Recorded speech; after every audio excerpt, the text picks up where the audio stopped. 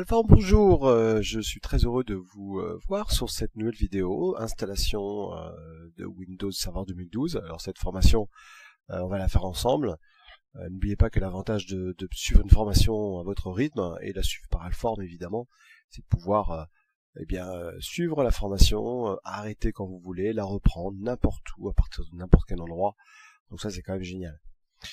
Donc là, dans ce différents slides, je vais vous présenter donc ce que nous allons voir sur la partie Windows Server 2012. Donc, je vous propose de passer à la slide suivante. Alors, je suis Fabrice Chanowski-Sforza, je suis donc formateur MCT, donc Microsoft. Je suis également MCITP, sur la partie Windows 2008 R2 et je suis également MCSE sur la partie 2012. Je fais également des formations sur toute la partie donc VMware sur les produits VCP. Alors aujourd'hui on en est à la version 5.1 et puis il y a la 5.5 qui va bientôt sortir. Donc intéressant à voir également. Sur la partie Citrix, je fais des formations sur les produits XenApp 5.5, excusez-moi 6.5. Ensuite sur la partie Xen Desktop, d'ailleurs il y a une formation sur le site donc de d'Amin, donc de Alform 5.6, et aujourd'hui on a la 7.0 qui est sortie. Et puis évidemment, comme je vous l'ai dit, je fais des formations sur les produits MCSE, MCITP et MCT. MCT étant donc mon titre aujourd'hui trainer. Alors quand c'est en cours, maintenant c'est terminé enfin, donc là on est bien content d'avoir les certifs sur la partie 2012. Donc je fais la plupart du temps du consulting et je fais des formations en virtualisation. Sachant qu'il y a 3 gros hyperviseurs aujourd'hui. Hyperviseurs, ce sont les systèmes qui permettent d'installer sur une machine et puis de virtualiser des machines virtuelles. Il y a Hyper-V évidemment, c'est ce que nous allons voir au cours de la formation, enfin une partie.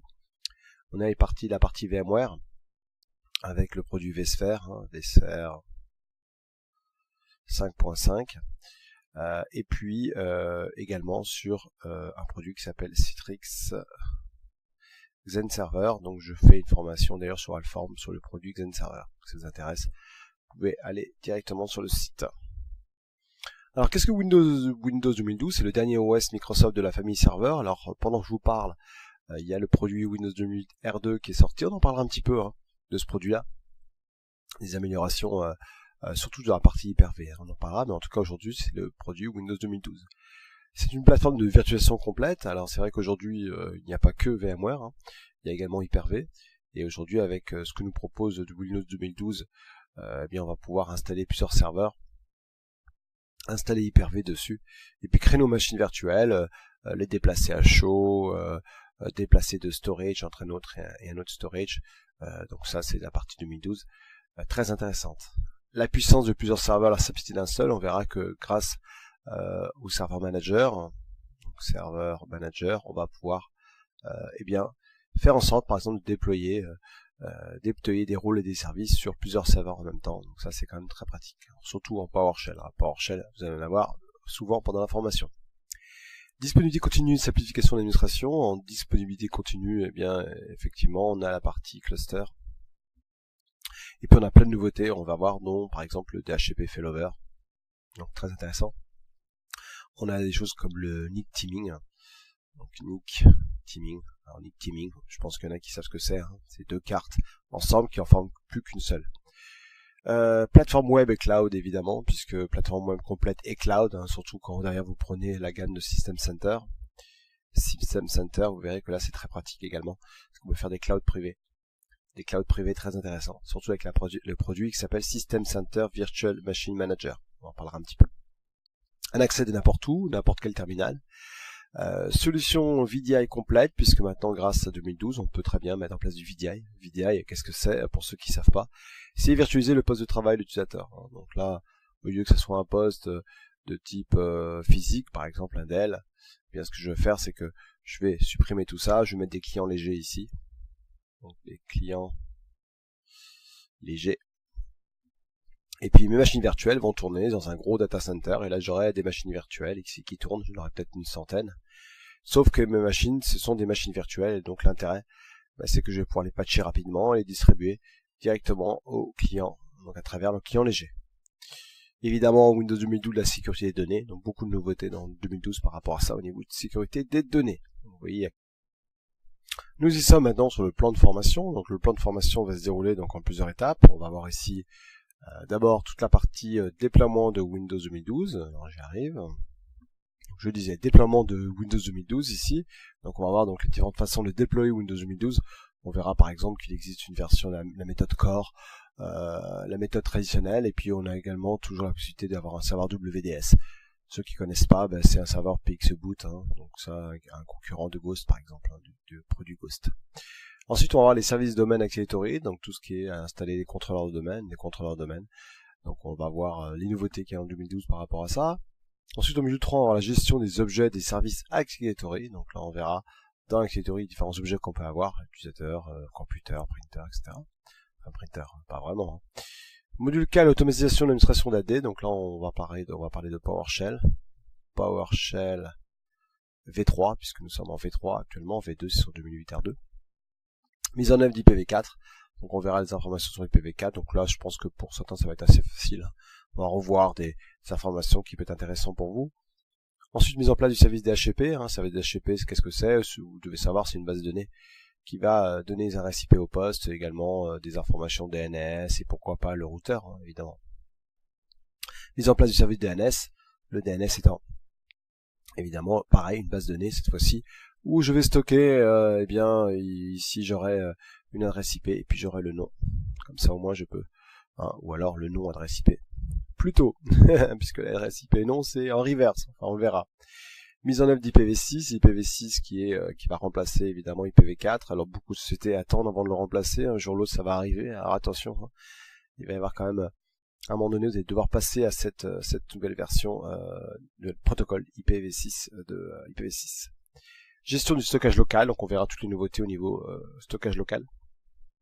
Donc là pas mal de nouveautés également. D'ailleurs en stockage local, on parlera également de stockage distant. Une grande nouveauté maintenant c'est qu'on va pouvoir installer le rôle ISCSI au niveau target, c'est-à-dire transformer un serveur Windows 2012 en tant que serveur SAN. Donc ça c'est quand même pas mal. Ensuite, la gestion des services de fichiers d'impression. On verra une nouveauté également ici. On va voir comment on installe un serveur d'impression, donc un serveur d'impression. Les gestions des stratégies, donc les GPO. Donc on verra ensemble les différentes GPO. Quelles sont les nouveautés? Moi, ce que j'adore, par exemple, c'est on peut faire maintenant un refresh à distance sans se déplacer et sans aller sur le poste et puis faire le GP. Ceux qui savent vont pouvoir me le dire. GP. Ah, trop tard. GP update / force par exemple. Et puis mise en place d'Hyper-V V3. Alors Hyper-V V3, voilà, c'est la grande nouveauté. Donc là, qui va nous apporter énormément de nouveautés sur justement l'hypervision. Donc là, Hyper-V V2, c'était sur 2008 R2. Et là, vraiment, on arrive avec un système très professionnel, vous allez voir. Et je pense que des solutions comme VMware n'ont plus à se dire, voilà, nous sommes les meilleurs. Il y en a d'autres, tant mieux pour la compétition. C'est quand même mieux pour les prix et qu'on ait plusieurs choix. Certification. Alors je vous ai mis ici donc un page de l'examen. La page de l'examen, on va le voir ensemble. Donc c'est Learning 70410 et le contenu de la formation officielle. Donc je vais basculer sur un navigateur, comme ça ensemble on va regarder un petit peu de quoi. Voilà, donc là je suis sur le site de Microsoft, celui que je vous ai montré. Donc il faut savoir que ça coûte environ 150 € pour passer un examen, que vous devez vous connecter chez Prometric, une société qui est le leader mondial en fait des certifications. Passez par eux. Alors vous pouvez passer également une certif Cisco, une certif d'autres sociétés. Donc en fait le principe c'est qu'on va aller ici, scheduler un examen. Et puis là, le pays, donc imaginons que je suis, on va mettre par exemple la Suisse. Ça peut être n'importe quel pays, Switzerland. Ensuite ici, je vais lui dire, moi je veux passer une formation sur des certifications sur Microsoft par exemple. Si je tape Microsoft, là ici en bas j'aurai Microsoft. Voilà. Je peux également me certifier sur d'autres solutions. Ici une liste de toutes les solutions aujourd'hui qui proposent. Donc de passer des certifications. Donc là si je mets Microsoft, et puis là j'ai une technologie associée et des examens typiques. Donc je fais Next. Et puis après, je fais encore Next, et puis là, il va me demander donc quel examen vous voulez passer, donc 70-410 par exemple. Si on va en bas sur le là, ici. Donc si vous le passez en français, ça vous coûte, voilà, il y a la currency ici. Après, je peux changer évidemment mon prix facilement. Donc là, 210 francs suisses environ, ça fait à peu près 180 €. French ici. Je sais pas pourquoi je peux pas changer le prix, mais bon, je pense que c'est une question d'affichage simplement. Donc après, je lui dis voilà, moi je veux passer ce prix-là, donc là je lui fais un next ici. Il faut dire que j'ai mis la Suisse ici, donc c'est un peu normal qu'il me propose ça en CHF, hein, parce que si je reviens ici et que je lui donne le pays ici, évidemment, normalement, il devrait mettre l'euro. On va voir ça ensemble. Next. Donc je vais passer une formation Microsoft. Voilà, je fais Next. Je fais 70 410. On était sur 410. Hein, voilà. Et là en euros. Oh bingo. Oh là, c'était très dur à faire, vous voyez. 150 € à peu près, je vous l'avais dit. Hein. Et après je fais Next et puis je lui dis voilà les sociétés qui sont disponibles. Donc il y a ici par exemple, il y a Paris. Et puis après, il y a toutes les villes de France. Hein. Il y a ici Mulhouse, etc. Donc imaginons que je suis intéressé de passer une formation à Aix-en-Provence. Hein. Profiter également du entendre les grillons chanter. Donc je fais un schedule appointment. Et puis là, je vais devoir créer un nom. Voilà. Donc là, je vais m'arrêter là au niveau de la démo, mais vous devez créer un nom, un login. Et puis après, il va vous demander quelle heure, quel jour vous voulez passer l'examen, quelle heure. Et puis automatiquement, vous devrez payer, puis vous recevez un mail. Quoi vous êtes attendu pour tel jour pour passer l'examen. Alors, je vais revenir juste sur celui-ci, sur ce page-là. Donc ensuite, on a les compétences mesurées pendant cet examen. Donc vous voyez, vous avez installé et configuré les serveurs. Donc là, vous avez des questions sur installer les serveurs, configurer les serveurs, le serveur core, configurer un stockage local. Ici. Après, vous avez d'autres informations, des ressources de préparation. Hein. Après, vous avez configuré les rôles des serveurs. Donc l'accès, fichier, configurer le service d'impression, par exemple. Déployer Hyper-V. Hein. Donc comment est-ce qu'on va configurer les paramètres de la machine virtuelle. C'est quand même simple, hein, ce niveau de certification. Après, vous allez voir qu'il y en a d'autres. Hein. Et configurer les réseaux virtuels, par exemple. Voilà, déployer les services réseau de base. Hein. Donc là, ici, voilà, IPv4, DHCP, DNS. Donc relativement simple ici. Après, générer les stratégies, les GPO. Voilà, très bien. Donc après, comment est-ce que vous pouvez vous former, soit des vidéos de présentation, donc comme nous, hein, donc comme Elform, qui est un des leaders incontournables sur le marché francophone, puisque c'est les seuls à faire des formations 100% français en tout cas. Voilà. Donc pour d'ailleurs se préparer ici, donc on a la formation avec instructeur. En fin de compte, c'est la formation qu'on va faire nous ici. Bon, évidemment, elle ne dure pas 5 jours. Hein. Mais là, installing and configuring, donc si on va le mettre en français, voilà, on y est. Ici, donc là, on a la vue d'ensemble, les détails du parcours. Hein, voilà, donc c'est ce qu'on va voir hein, pendant la formation. Hein. Donc c'est le type de formation, donc évidemment plus simple de se former par Elform que d'aller dans une salle de cours. C'est quand même quelque chose d'intéressant pour nous techniciens ou pour, je sais pas qui est derrière, qui est en train d'écouter ma vidéo, mais pour n'importe qui a besoin de se former, c'est quand même quelque chose qui est génial. Enfin, en tout cas, moi, j'ai suivi toutes mes formations comme ça, et je suis prêt à en faire encore chez, en tout cas, des formations en ligne. Voilà. Donc la présentation de la formation, donc partie 1, la formation va reposer sur un lab. Vous allez voir, j'utilise donc pour ma part, VSphere 5.1. Donc j'ai suivi de louer un serveur sur le cloud. Et puis une fois que vous avez loué votre serveur, vous pouvez installer ici VSphere et puis créer vos machines virtuelles tout simplement. Donc le scénario de la formation sera de monter ce lab et de comprendre comment on arrive à l'objectif évidemment. Donc je travaille à un environnement VSphere 8.9, mais là moi je vais installer VSphere directement sur un serveur HP que j'ai loué donc sur le cloud. L'avantage est que vous pouvez installer Hyper-V dans une machine virtuelle VSphere ou VMware. C'est ça qui est avantageux. C'est qu'évidemment, vous allez me dire, moi si je crée une machine virtuelle, par exemple si j'installe Hyper-V, imaginons que j'ai une machine physique ici, alors j'en ai pas deux, donc imaginons que j'en ai pas celle-ci.